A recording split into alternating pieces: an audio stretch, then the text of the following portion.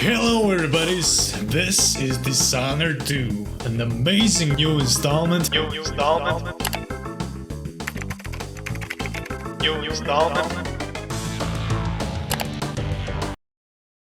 installment. Following a brilliantly written first-person action, superpower-induced stealth game set in steampunk age of 1837. That game was super good and I already got all of its achievements back in 2020. Dishonored franchise, in comparison, has the most fun achievements of all time because the games are packed with so many ways to play in the same levels, and every level has some unique intricacies or little actions and events that turn out to be achievements if you do that one special thing, but you'll see what I mean by that near the end. Let's first begin with a little story. So in 1852, 15 years after Corvo Tano restored Emily Colvin to the throne following the assassination of her mother, Dunwall has prospered under her reign. A serial killer known as the Crown Killer has been murdering Emily's enemies, leading many to believe that Emily and Corvo are responsible. During a ceremony in remembrance of Jessamine Colvin's assassination, Duke Luca Bell of Serconus arrives with the witch Delilah Copperspoon, or better said, Delilah Colvin. We also fought her as Dowd in DLC of the first game. My dearest niece, hello. Here Delilah claims to be Jessamine's half-sister and the true heir to the throne. Caldwin, and Jessamine was my younger sister. If you really are my mother's sister, you're welcome to stay as long as you like. Little sparrow, blackened by bad memories, I'm here to relieve you of your crown. The Duke's men attack, killing Emily's men. The player then chooses whether to continue as Emily or Corvo, and the character not chosen is magically turned to stone by Delilah. Your sword can't still my heart.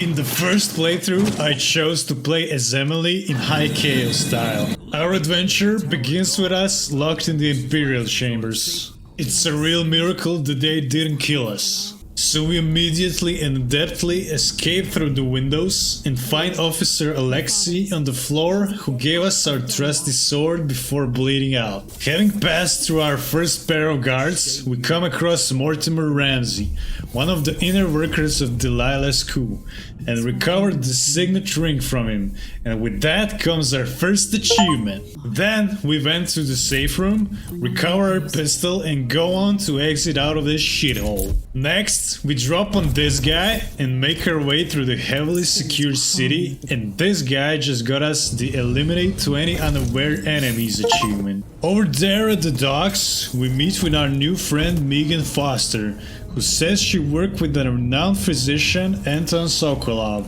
whom we know from Dishonored 1.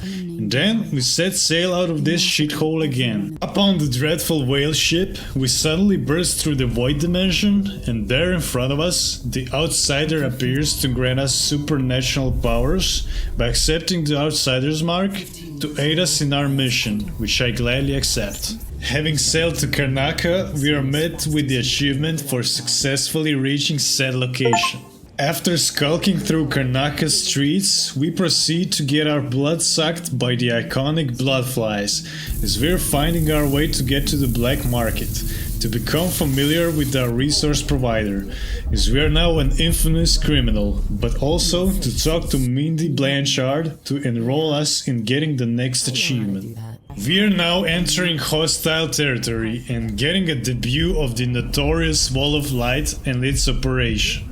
we get rid of snitches. This is one of those special events that I mentioned in intro, but as I'm always making the first playthrough blind to the achievements, we'll get to save this guy later on. After bypassing the wall, we are now in the Canal Plaza, where we kill some overseers, brute force through a couple of saves.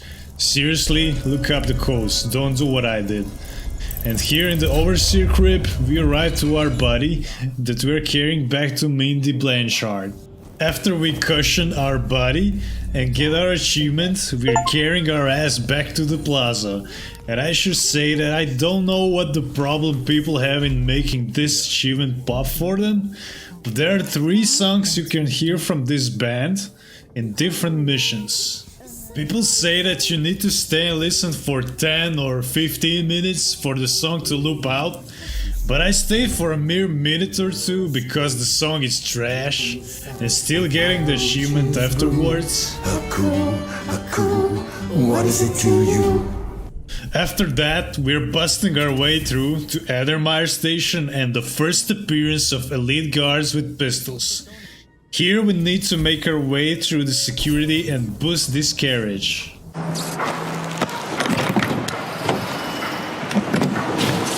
With this, we reached the faraway Addermeyer Institute, where we heard from Megan that Sokolov was seen. So to start this off, we drop assassinate our first guy.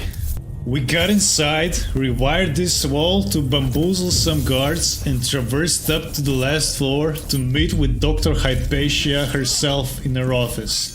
But she's not in her office, so we procured the key to her lab, which is on the 3rd floor, and the first thing we see there is immense bloodfly infestation and decay. Within, we find Dr. Hypatia slightly mad, and upon further investigation, her assistant Dr. Vasco, whom she mutilated, revealed us that her grim alter ego is the Crown Killer, as she immediately proves it by throwing a shelf at us and killing him. I've always wondered what your flesh tastes like, my dear assistant. We get Rita and plan our getaway. First, we drop kill this dude for the 10 drop assassinations achievement. Then, we deactivate the watchtower to allow Megan to dock her skiff.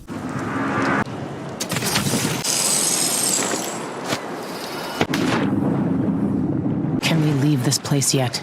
I don't like it. We brief on the dreadful whale that the next viable Sokolov's location could be the home of the grand inventor to the Duke of Serkonos, Kirin Jindosh. He means a lot to me.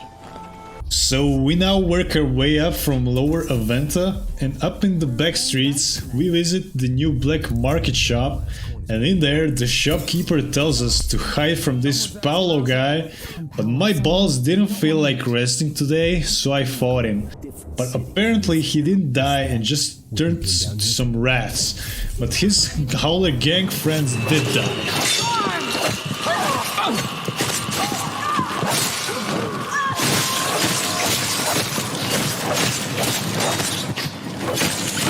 After stocking up on some shit, I found my way through security in the building and killed these 2 guys to snatch their ride.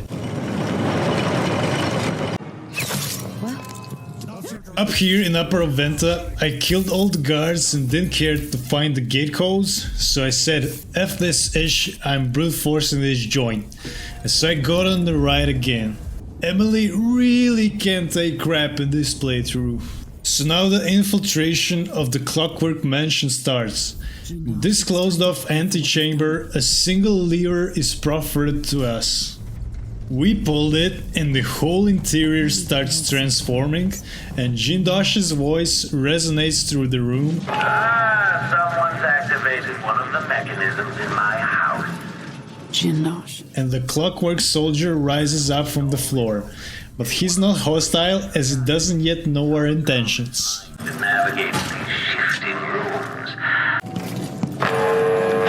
I express my intentions, and the whole place becomes hostile.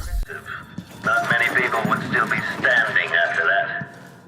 I traverse through the halls and I witness a guard activating an arc pylon that instantly disintegrates everyone in its operation radius. In the commotion from sniping that guard with the crossbow, a statuing clockwork soldier came to life and it showed me its real strength. You beat one of my clockwork. I rewired the arc pylon, take an elevator to basement, where Sokolov is trapped in the puzzle dungeon guarded by a clockwork soldier. For unambiguous, the machine is over. Contain it.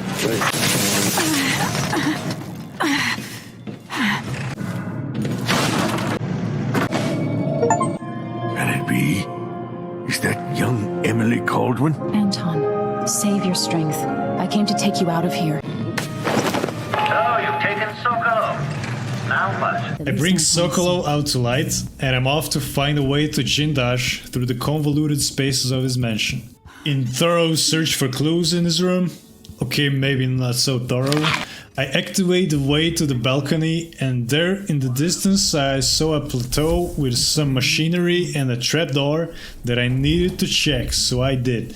And found another elevator and a breakable door that I wrecked with a conveniently provided sticky grenade. Was that your explosive that just went off, or one of my clockworks? This was his lab that I then looted and saw him up on the circle guarded by 2 clockwork soldiers that I got rid of, kicked the incel in the balls and got the fuck out. Dealt with some witches near the end and delivered Sokolov to the skiff. When we woke up on the dreadful whale, we were met with Delilah's apparition in the void, and she acquainted us with the biased treatment she got from her family because she was mothered by a kitchen maid, not true royalty, and that Jessamine always got praise. She needs help. Your mother kicked off while you were out begging. She's another bag of bones now, girl. What? Then, in the briefing room, we set to target Delilah's follower, Brianna Ashworth, to stop her from making a mysterious device. Apparently, she's working on a device called the Oraculum. We set off with Megan to the premise of the Royal Conservatory, Syria Gardens, and she suggests that we take a visit to the hidden Overseer outpost for information. But before that, we head to the black market to stock up, and then we see the Overseer locked up in his joint practicing a song.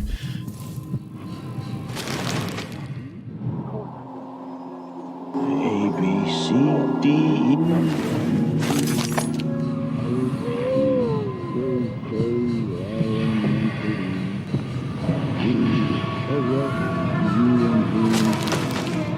V, X, Y's, and Z. After we knock on the door, he panics and blows himself up.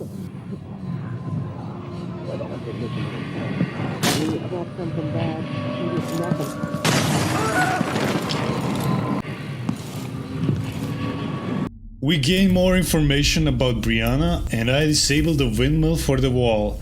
Go in, loot a bit, and deal with the bloodflies to get on the upper cliff and enter into the conservatory through the window. There are multiple ways to get into buildings. That gameplay variety is why I love this game so much. I need to find out how a sword through the heart wasn't enough to kill our new Empress Delilah. In there are witches and gravehounds, the undead wolfhounds whose skull you have to break to truly kill. In the basement, we gather information from Brianna's audio log about Hermes Stilton's manor and Delilah's resurrection there, and then find Brianna on the second floor of the building. For now, I need your eyes on the Duke. At least until we have the sisters under control. There's no one else to trust. I'll reach out to you again on the morrow. Farewell. Goodbye, Delilah, my empress. It seems rather rude to die here. We drop Killer and speak with Delilah's effigy. My throne and my father. Come and take them, girl. I welcome you to my tower. None of this got us any achievements in High Chaos, but I also want to cover the story in this video, so if you're liking it thus far and want to see more videos like this, feel free to drop a like and subscribe to the channel, as achievement hunting is my passion. Thanks! Up on the dreadful whale, Sokolov, now lively and back to his habits, briefs us that Stilton's manor is located behind securely locked gate made by Jindosh over in the Dust District. In this Dust District, the two factions, Howlers and Overseers, clash how the wind blows. We first meet Megan, and she tells us that if we take out Paulo or Vice Overseer Burn, the other one will grant us passage through Jindosh's lock. I set off to Howler's crib as I got jealous of Paulo's ability to revive himself, infiltrated the crib and found Paulo and killed him the second time while listening to those musicians' second song, who were down at the atrium. He revived once again, and he comes at us from the third floor with his last group, and we throw a grenade at them, thus earning me an achievement for eliminating 6 enemies in less than 1.5 seconds. And we also killed Paulo 3 times through the game, and now we know how he was reviving. The left hand of his grant him that. And up where the painting is, we've met with the outsider who told us that left hand is from Granny Rags from Dishonored 1, and that it grants +1 life once a day. I was also smart enough to kill Vice Overseer Burn so that I can get a solution to Jindosh's lock, but the game prevents you from soft locking by taking a key from him and opening the locked door back in Howler's crib. Here I was sneaky and looked at the solution paper, loaded the quick save and opened the lock to get the achievement for not finding the solution. But before going in, a devil kicked my ass and I went off to rob a nearby black market by again brute forcing the lock and getting another achievement.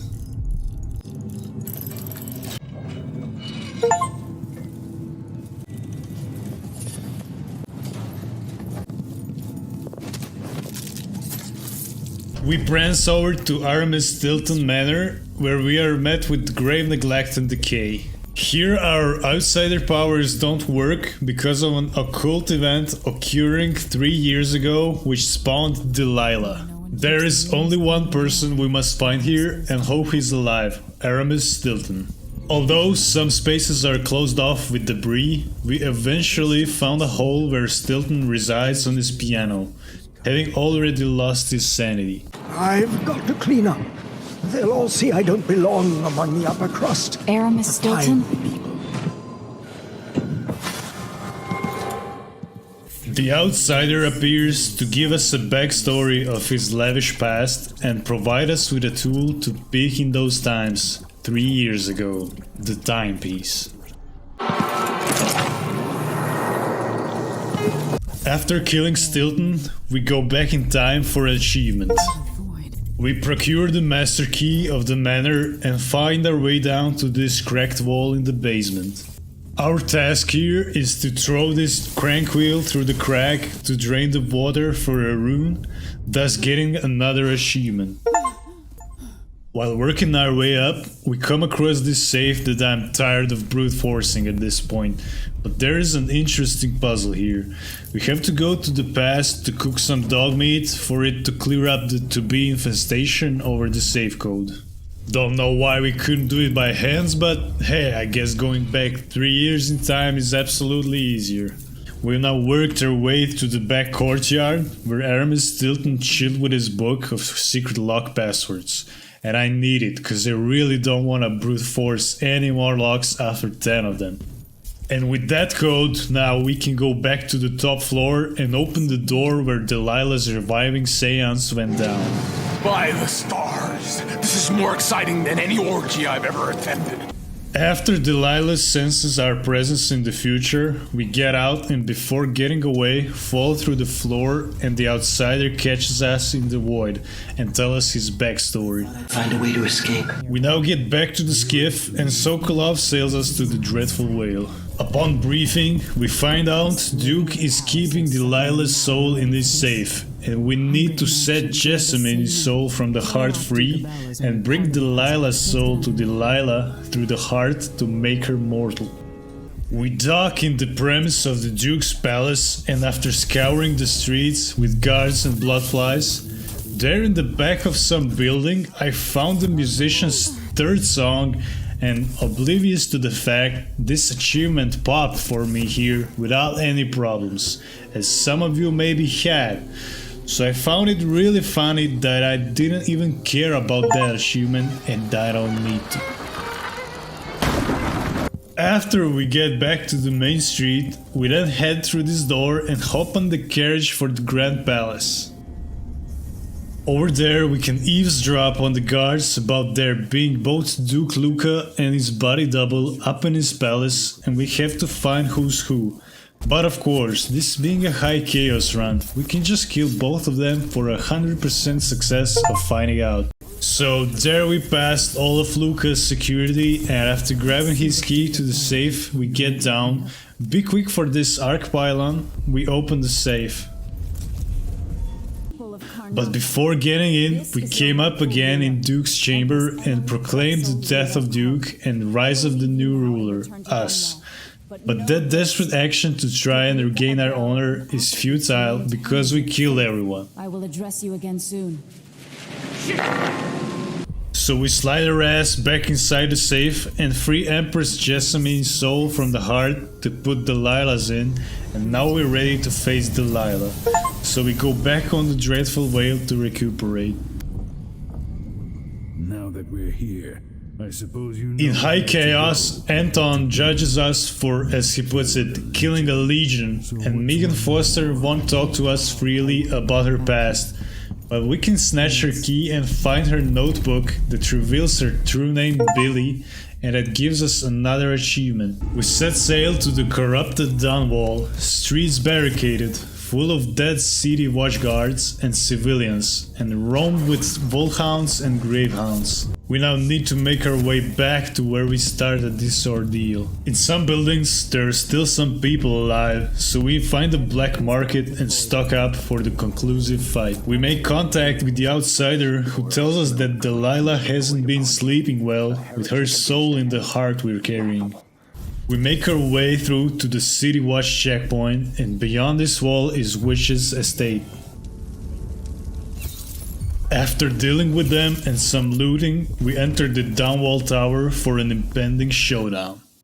The elevator to get to the throne room up on the top floor is gone without power, and the stairs are ruined, so we have to make way through to the basement to restore the power. We restore the power, get back, go up and to the throne room, and there she is, Delilah. Her spirit returns and she escapes to the painting of her perfect delusion of rain, where we follow her to deal with her. She confronts us with powers and makes clones of herself to fight us, but we reign supreme. She gets short on mana and comes to fight us directly, but ultimately loses and gets yeeted.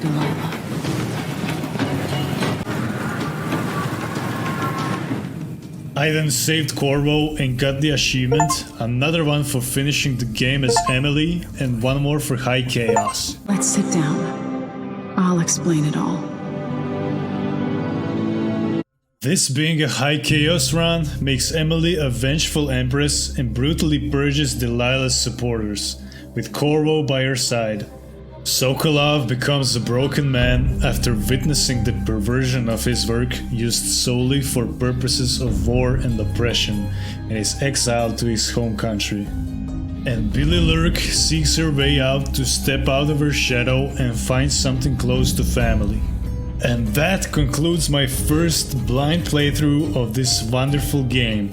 It brought me much joy and entertainment to see the second part of Dishonored. And I was especially happy to bring it one more time around with a different playstyle, experiencing a whole new side of story and gameplay. Now when you know the whole concise story, in this playthrough I'm gonna keep it short and focus on just the major changes. Now I'm choosing Corvo Atano and doing a full no powers, no kills and no detections run. I uploaded both of these runs on my channel, but I think that I should upload my upcoming long plays on my second channel. Tell me your thoughts about that. What we're gonna do now is, we mustn't have guards detection bolts be read anytime in this run, and we can only choke enemies to knock them out. Other guards finding their bodies is allowed for these achievements, except for one achievement which truly states that no casualties must happen. Although that's only for one mission. In non-lethal target eliminations, it usually includes punishing them in some way by putting them in major inconveniences or changing their whole lives for worse. Here in this case we take Mortimer's signet, the only left, other being on Stoned Emily, to open the safe room and put him in to lock him indefinitely. We make a ghastly escape from Downwall with 0 casualties, thus earning us 2 achievements. In an encounter with the Outsider, we reject the offer for the Outsider's mark, but have to pick up the heart and the one rune. In Karnaca, we make our way unsighted and silent. In Addermire Institute, we make our way to the top for Hypatia's key and get to her and Vasco to get a safe code. We now go to the floor below to his office and open the safe to find a counter serum recipe for Hypatia, which we then get by drawing blood from the infected and cooking it with some pre-made stuff already done by Vasco. With that done, we get back to Hypatia and effectively cure her from her disease, and with that inviting her with us on the Dreadful Whale. Aboard the Dreadful Whale, we talk to her for an achievement. Mission 4 is by far the ugliest to get done in the purest run, but it all depends how bad you want it. It took great patience and nerve to pull this off, traversing through the middle space of the mansion, with all the clockworks and inner workings, but especially maneuvering in Jindosh's office, the 2 clockwork soldiers front and back side, and him invading me. Note that destroying the clockwork soldiers does not count as a kill because they're machines. In the end, I managed to get a hold of Jindosh so that I can put him in the electric chair and zap his brain, making his genius go poof, with him still alive. Another great loss. I rescue Sokolov and get the fuck out. In this one, after disabling the wall, I got through and up on balconies and through bloodfly infestation to maim this Coomer, barely jump on the watchtower to disable it, and gain better access to the conservatory. The Gravehounds do not count as kills, as they are brought from the dead, you just make them stay dead. It would be better if I had entered through the window, as in the previous run, but I don't know how viable that route is in No Powers run.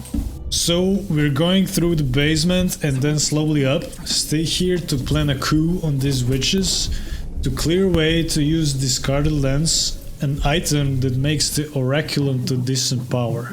We're spying on Brianna a bit to grab an opportunity to slip past her, acquire the lenses and install them, making her work futile. What will I do now? I'm ruined. That feeling. The things I could do. The touch of the void. Delilah. It was everything I had.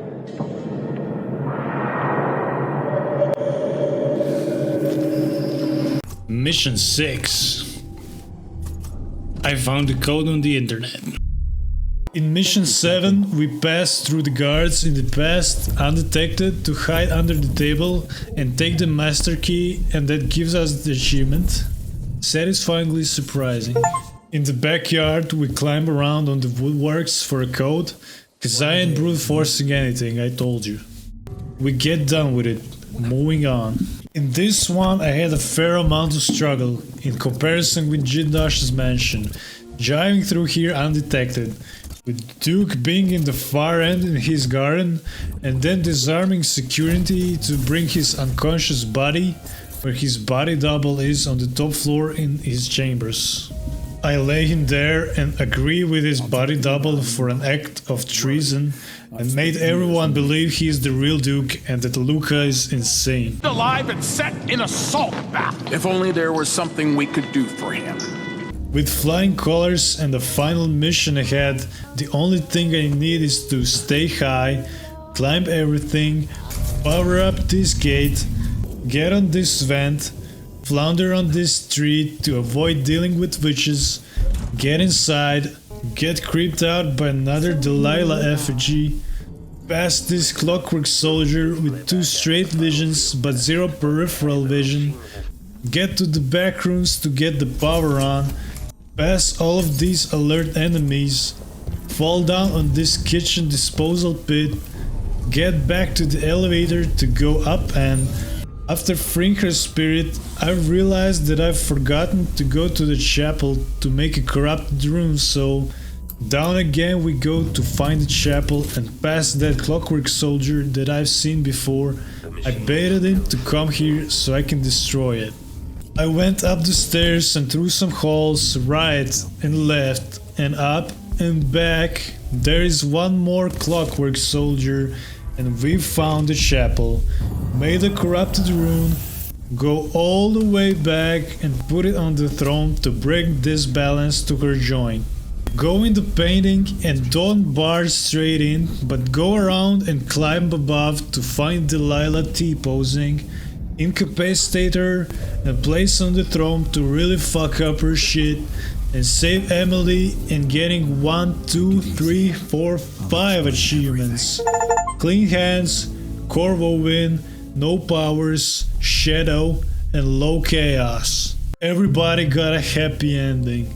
Us with new council, Sokolov with sophisticating the empire and Billy Lurk lurking.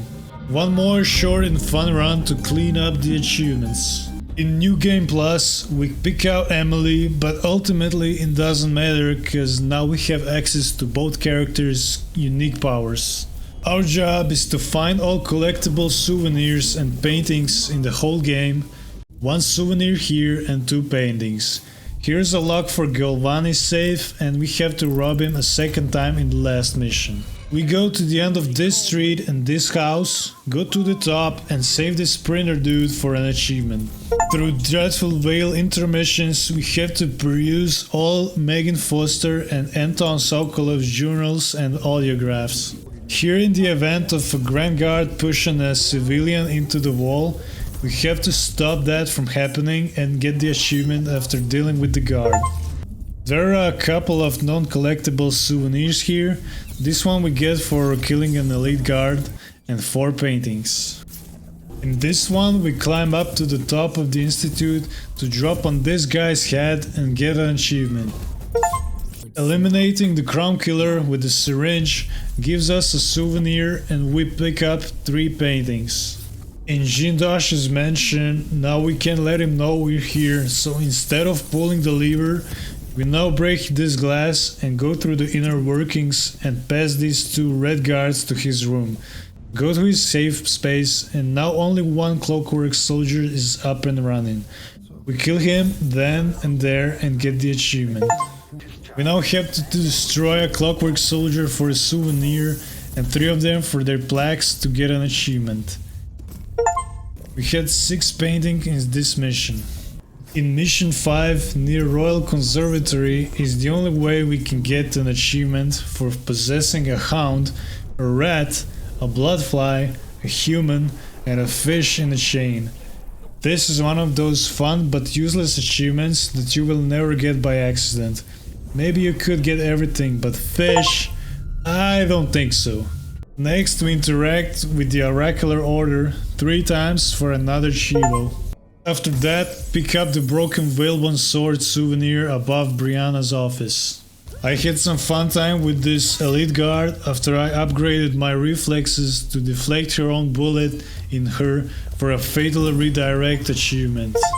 And luckily spared this last guy before moving out to get myself a sliding marksman achievement. Also, I picked up 3 paintings in this mission. Next, I pressed right click on 40 different NPCs throughout the game while holding the heart to hear their secrets.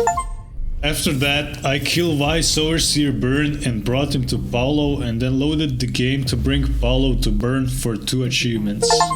In Silvergraph shop, I take this souvenir and there's another in Corvo's old crib. And we had 3 paintings in this mission. In Stilton Manor, immediately there's a souvenir in First Room's Past. And over here in the Atrium's Past, with 2 elite guards, there's a balcony that we can collapse and climb the debris in the present. That would be really useful in our no powers run, I guess, but it is what it is.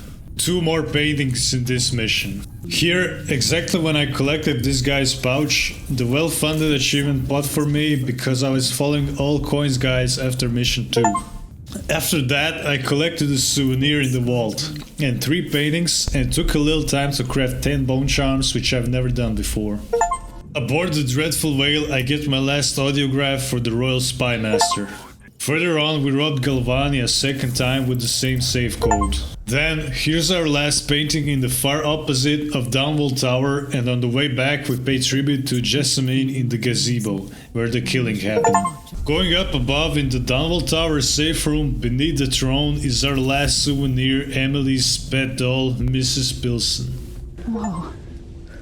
And for the final 50th achievement, I saved the cutest for the last, and for that I chained my clone and this switch with Domino to get the lovers.